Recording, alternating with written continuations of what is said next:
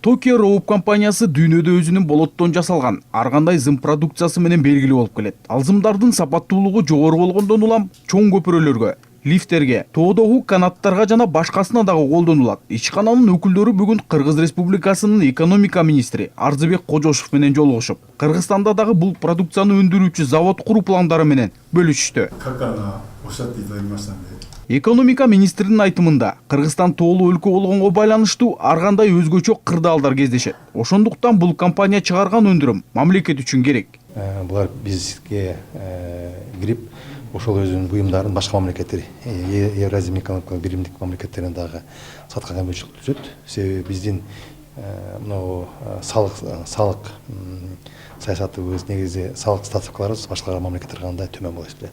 Ошондой эле чет элдик инвесторлордун планында завод куруудан тышкары өзгөчө кырдаалдар тармагында эмгектенген адистерди окутуу дагы болуп эсептелет. Бул өз кезегинде Кыргызстан үчүн чоң кадам дейт министр.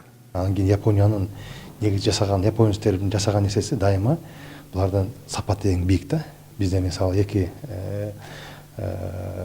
жумуш бар булар жасаган. Бул Көк Арт дарыясында булар көпүрө жасаган, Жалал Абад областында абдан жакшы сапаттуу. Ошондой эле Ош Баткен Исфана жолунун япондор жасаган жолу эң бийик сапат болуп эсептелет да. Булардын эми мына жасаган жумуштары баасына бийик болушу мүмкүн, бирок сапаттан абдан жокшу болуп эсептелет. Жолугушуунун соңунда эки тараптын пикирлери дал келип, меморандумга дагы кол коюлду. Бирок Жапония ишканасы качан пландалган иштерин баштайт, азырынча белгисиз.